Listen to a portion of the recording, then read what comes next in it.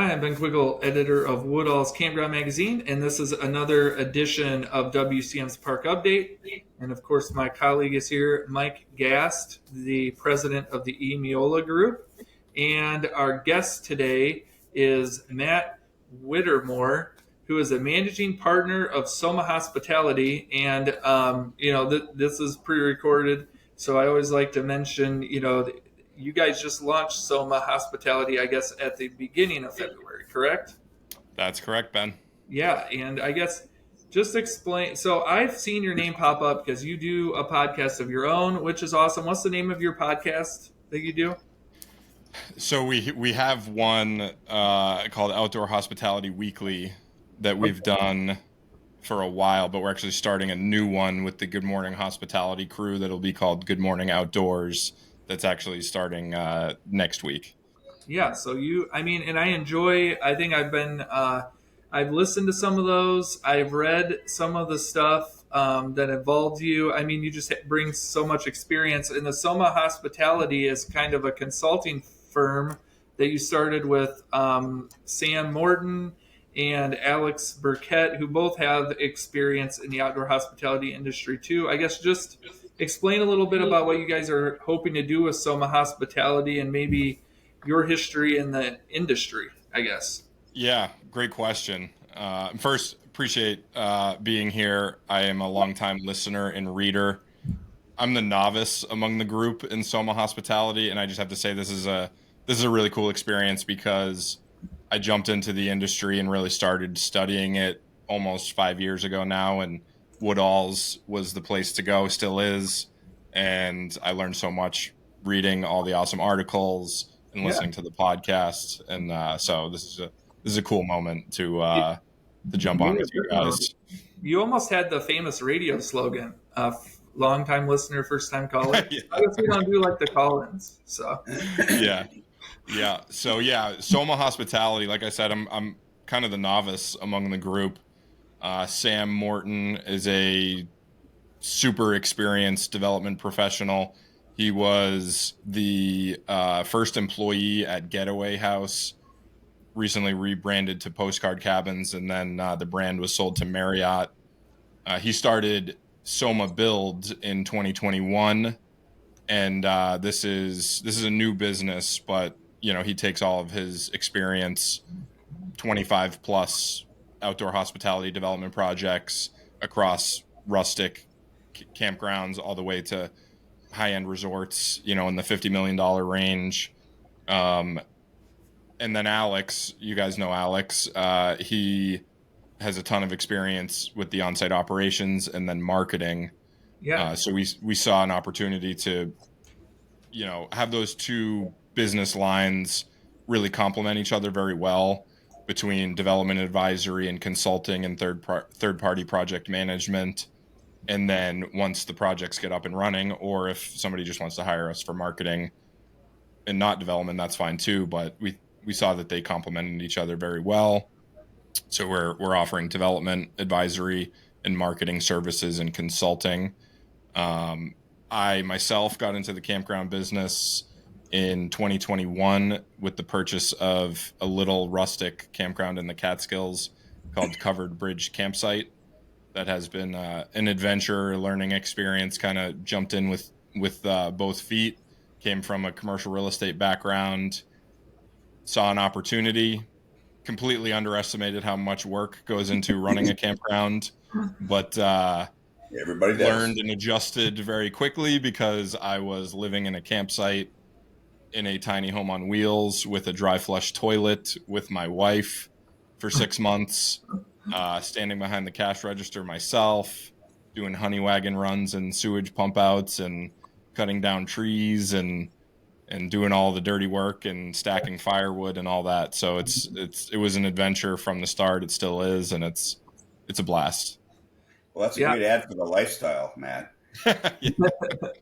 I believe before the show you mentioned you and your wife got married in fall 2020. So Yep. I guess that was kind of, living in that experience is kind of a way to break in a marriage, I guess. Yeah. There were some trying moments, I would say, stressful. I had this idea that I was going to be like an investor owner and pull strings from 150 miles away, and it was going to be somewhat passive and easy. And we went to hire a manager before we closed on the park, and they quit like days before closing day, and I was No? like almost having a panic attack the night before closing in bed because I was like, all right, I'm gonna be living out of a motel. Me and my wife are probably going to be apart because this isn't really, her thing. She had a full-time job. And then it turned into us renting a tiny home on wheels and putting it in a campsite and making that home for a bit. Yeah. I mean, that's So why, amazing. Matt? Why is this new venture timed the way it is? What made now the time to get this going? Really good question, Mike. So I would say, you know, Sam and I have been working together for years. Alex and I have not as long, but have formed a really good relationship.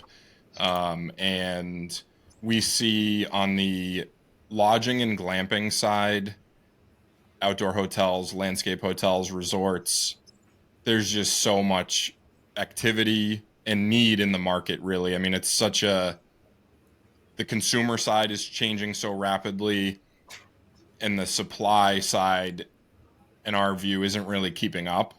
So, you're seeing all these huge hotel groups jumping in: Hilton, Marriott, Hyatt, Best Western just announced one. And, it seems like there's going to be such a flurry of activity. I love the business. I fell in love with it straight away. Alex and Sam love it just as much. And it just seemed like the right natural time to jump in and take what we've learned over the last several years and you know help others do the same. What's the demand like? I mean, Mike and I, we've interviewed quite a few people. There are quite a few consulting groups out there as it is. I guess, what is the demand for these kind of services? Do you see it still growing from the COVID pandemic, or is it kind of slowed down a little bit, steadied? Obviously, you guys just launched this, so there must be some sort of growth. Right. It's a Yeah. really good question, and it's such a fascinating market to follow and study. And shout out to Jeff Kreider for the awesome articles that he puts out. I use those quite a bit. Yeah. And I think there's two stories here. There's the campground and RV park side, where it's a mixed bag.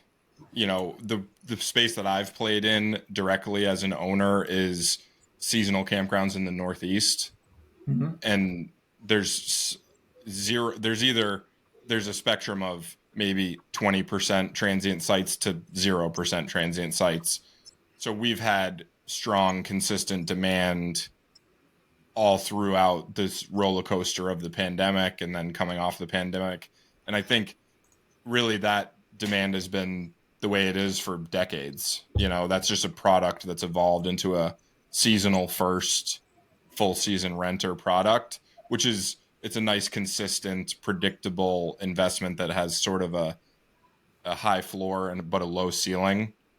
And we see people wanted to chase the transient business because there's a lot higher revenue potential, but that's also where the volatility is. So that's what we've seen. And I would say that's also a mixed bag. If you have a terrific location and a good product, I think you're doing just fine. It's the maybe lower quality parks and not such a great location that are starting to see occupancy dip. I mean, we see it anecdotally on the ownership Facebook groups of people posting, and some people are in a panic of, my revenue's down 20, 30, 40%, which I think is a super extreme case.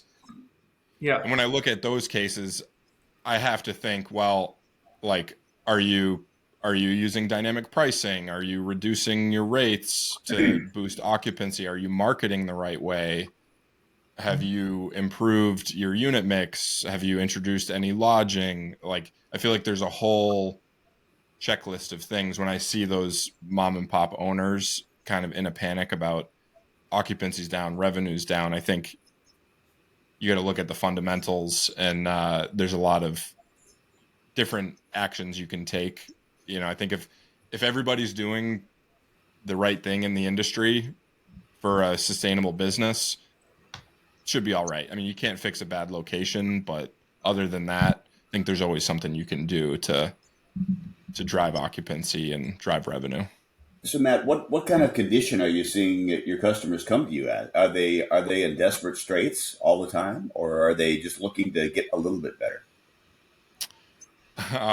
So it's a good question. In terms of the customers, I mean, it's a mixed bag. We have some mom and pop customers. We have some more institutional players. That's been my observation of the industry, is that, yeah, is demand in question to some degree as we come off the pandemic and things start to normalize. I think we're still in good shape. If you're comparing your numbers to 2019, most campgrounds are trending in the right direction. They're not doing worse than they did in 2019. They might be doing worse than they did in 2021 or 2022.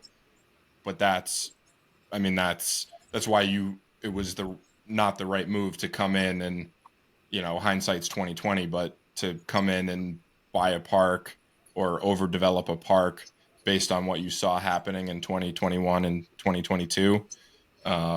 So,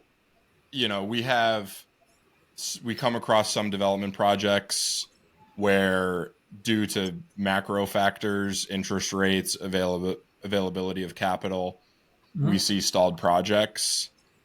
But I still think there's opportunity. There's still capital pouring into the space, and that's been, I come from a commercial real estate finance background, so I keep tabs on kind of the general commercial real estate market.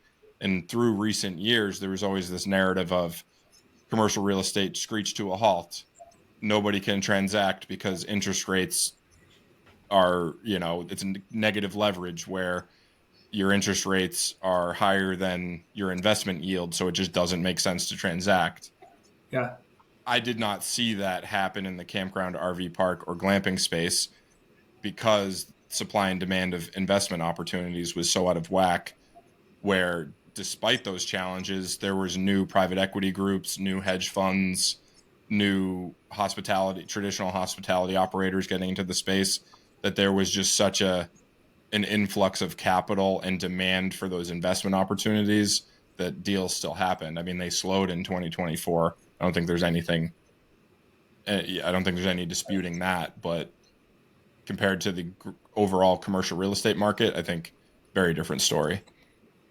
Do you think? Do you think bank?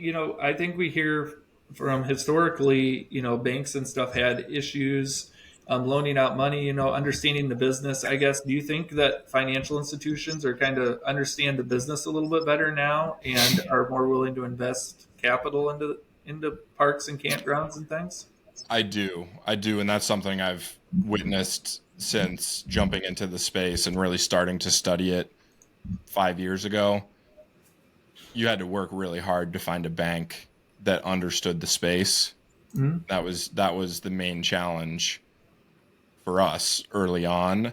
Whereas now there's still challenges. I think the mortgage amount, the deal size of the how much you're requesting from the lender plays a big factor. That the smaller deals are much harder to transact. In those areas, you're either relying on the SBA or the USDA, but everybody's first move seems to be to go to local banks, and that's my first move too. But I don't put a ton of uh, credence in that. I don't plan on getting a local bank loan. It's an interesting space where it's a lot of headaches.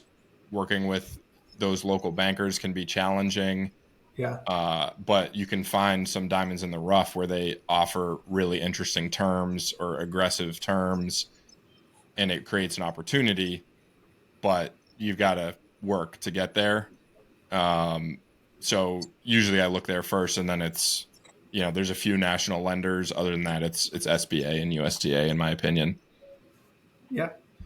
When you look at the industry, we always hear about inflation and things. The development pace has slowed to some degree, but I mean, there's still tons of sites coming on. I think Kreider mentioned like 4 to 5 thousand campsites coming on here in the next year or two. I Yeah. guess, what are the challenges that you see the industry is facing right now, um, or maybe down the road here? I guess. Great question. And I just recently connected with a really smart broker down in Texas, a guy by the name of Landon Dory. And he's super in tuned into the Texas market, and I'm not. So it was a really educational conversation. And this is kind of the theme that came up of as an investor myself, I've focused in New England and upstate New York and a little bit down the East Coast, Yeah. typically markets where it's really hard to develop. So I don't think we have the story of all this new supply. And that's what always scared me. I've looked at plenty of RV parks for sale in Texas, but what always made me nervous about that is there's so much land, there's so much raw land. I'm going to go spend millions of dollars on this RV park, and right next door, pretty, I don't know if easy is the right word, but relatively easy. Somebody can buy that land next to me, build an RV park right next to me, and now I have a supply problem. Whereas in New England and upstate New York, you know, we don't really have a supply problem. Demand is has always been in our favor. I think on the glamping side and the lodging side, there's just so much more revenue. It's just a lot more appealing in terms of yield, and sophisticated hotel groups can get into that. So I think that's a different set of circumstances where I don't think we're there yet, but we could see some supply issues with glamping resorts and outdoor hotels and the like. Speaking of that audience, and you guys do consulting on the marketing side, that's got to be a kind of jumping over the fence a little bit when you're marketing to a traditional camping customer, and then all of a sudden you're trying to get people into glamping. Has that been a strain on the marketing side of your business? Yeah, I think it requires more creativity. We've learned a ton from different people in the industry. We like to take best practices, watch what other people are doing. Like I said, Alex I think, has a really unique um, perspective and kind of dual track of experience. And that was what really clicked for me was you can go hire a marketing agency. I've hired a few. I think you need to get somebody that understands the camping business, and better yet, the ability to tie it together with the on-site operations. Like take the seasonal camping business, for example. Yeah. It's such a linked process of, okay, I'm doing Facebook ads or Instagram ads or pay per click for seasonal sites. That's a harder sales process. It's a longer term commitment. It's a few $1,000s or more. Then you have to do the tour. You have to really nail the tour, and then you have to follow up.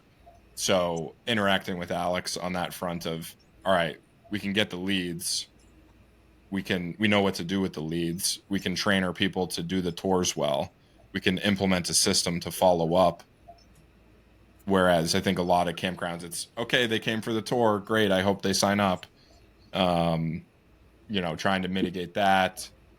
And I mean, on the glamping side, social is so important. I mean, you guys just announced Ben Wolf is going to be talking at the Florida and Alabama conference, and he's a master of Instagram and giveaways and virality, and using that as a tool to promote direct bookings is huge.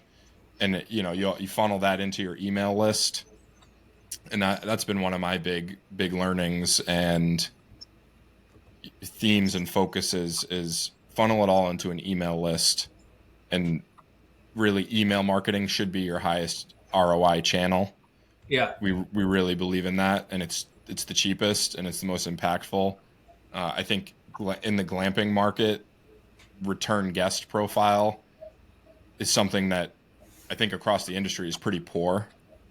So if you can figure out with those higher price stays to get people coming back, I think that unlocks a tremendous amount of value. I So think what's one of the things I did at KOA in the 20 years there was disaster management, and that was kind of something I did for all 500 locations. And what I found along the way is that campground owners were never they never thought ahead on that one. You always Right. just kind of hope for the best. Is that something that your company offers up too? Is when things don't go right and when things are bad, that you can jump in and help through a disaster, whether that's a natural disaster or man made?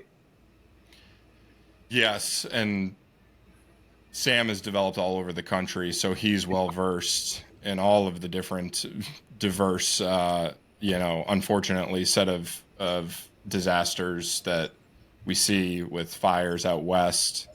As an owner in the Northeast, fires isn't a huge consideration, although we did have forest fires in the Catskills, so that yeah, got me up out of my seat. But flooding, we it's pretty common for campgrounds to be in flood zones, and you guys, I've read quite a few articles in the day on Woodalls about flood damage at campgrounds.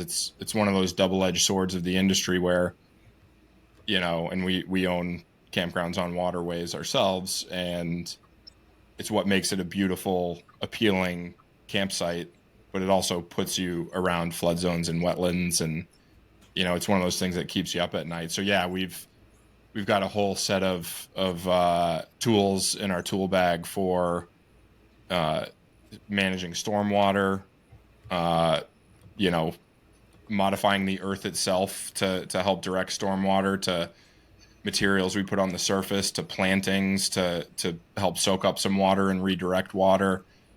Gravel roads are great for mitigating erosion and stormwater infiltration, but also yes, just operational stuff, training the people on site, uh, putting units up on stilts, having an evacuation plan for RVers, seasonal RVers, to relocate units to high ground. We see it where it can be as simple as just staying on top of your culvert pipes and making sure they're clear of brush. I mean, that's at one of our places, that seems to be the highest risk occurrence, is in the winter with all the snow melt, or I should say early spring, late winter, with all the snow melt, the rain, all the debris in the creeks and rivers, they find their way into blocking a culvert pipe. And it's something that's as simple as a seasonal brook that's dry during the season, and it can turn your campground into a lake when that culvert pipe gets blocked.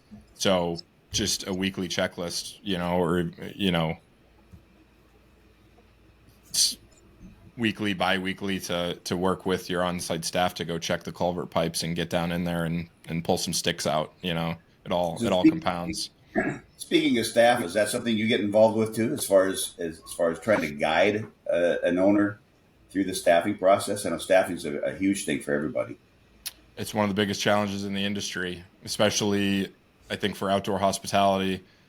A lot of rural locations with not a lot of population around the parks. So it's something I learned the hard way. I bought my first park and I thought I was just going to post jobs on LinkedIn and Indeed and find somebody, and we would post jobs and get zero applicants. And that's what resulted in me living in a campsite. And I learned that the right way to do it, really the only way to do it, is to go immerse yourself in the local town, go to the coffee shops, go to the bars and restaurants, and ask everybody, hey, are you hiring? Or hey, do you know anybody that's looking for a job? And just, every contractor that stepped on foot, I asked them. And that's how I ended up finding a wonderful local family to run a couple of our parks. And it's been incredible. It is something we can help with. I think it ties in with the development side, right? Like Mhm. a developer often gets judged by the performance of the business. They get judged on the aesthetics of the project itself, but ultimately, did they succeed in building a great glamping resort that performs well, or a campground So we see it as kind of the final piece of helping a developer develop their property. And Sam's done it with, setting up operations in his career. Alex has done it. I've done it a few times. So yeah, it's certainly something we can help with. I think one of the challenges of marketing in the outdoor hospitality industry right now, like what Mike pointed out, you have glamping, you have the traditional RVers, just reaching all those different audiences and tailoring message. So, like what you mentioned with the seasonal, marketing to seasonal people, but then that marketing strategy probably doesn't work for glampers or people who are looking for experiences. So, I think that's one of the challenging things right now, and we'll have to see how like tools like AI and stuff help park owners with that, I guess.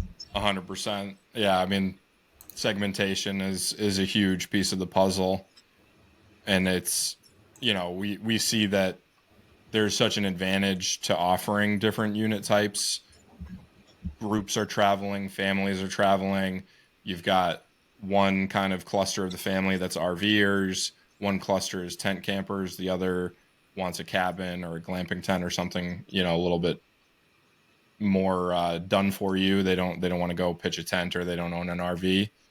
And that's great. That lets you capture a lot of market share, but that's three entirely different marketing segments. So you nailed it, Ben, with, it's, you've got to figure out how to allocate that marketing budget and that spend, and you hit all those different segments and make sure you're staying on top of it.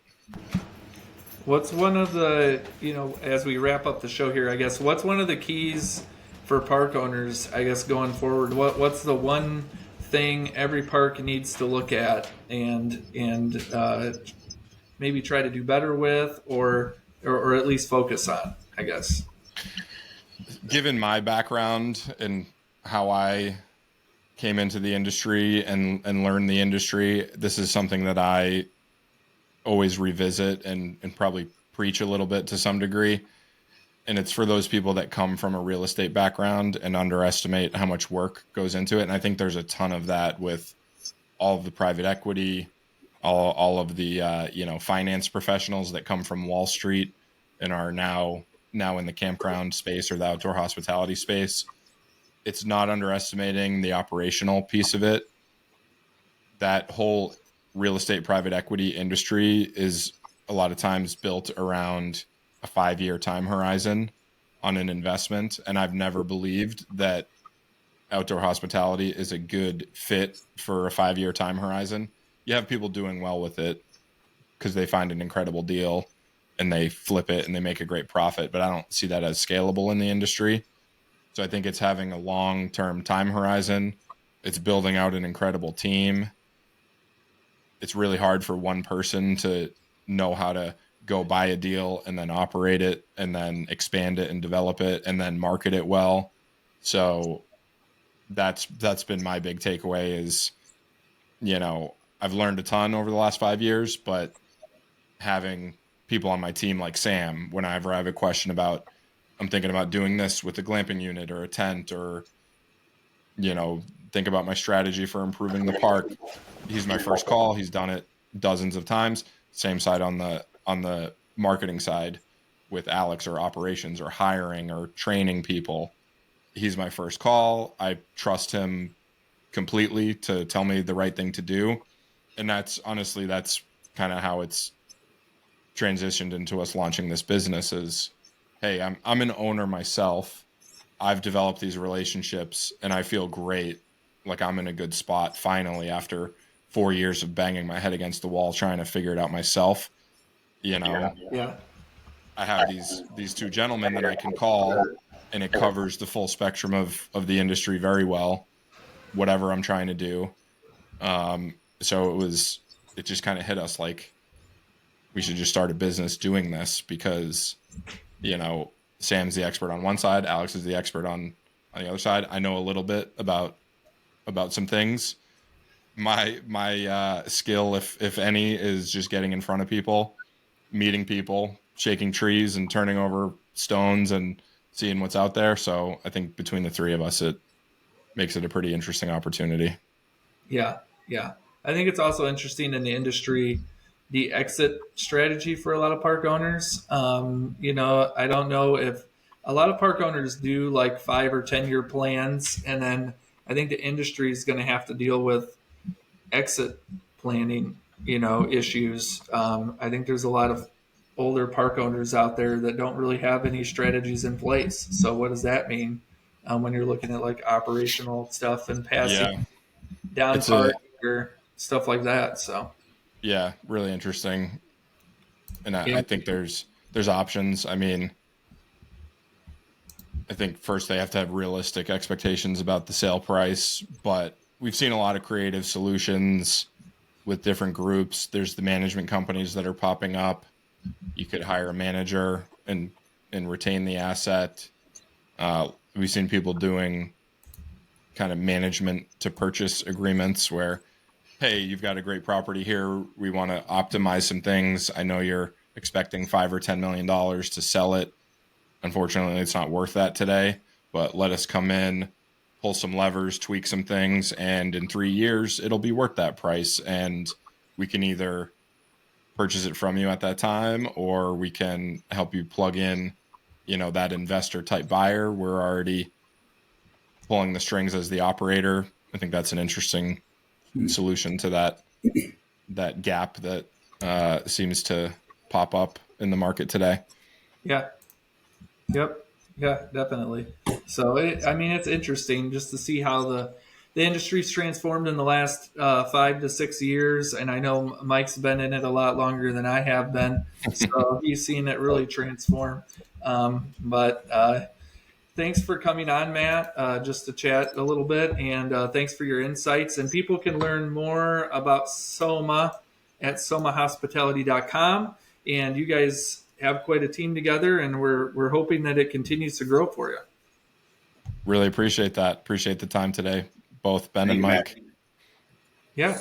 Well, thanks everyone for watching, and we will be back again next time.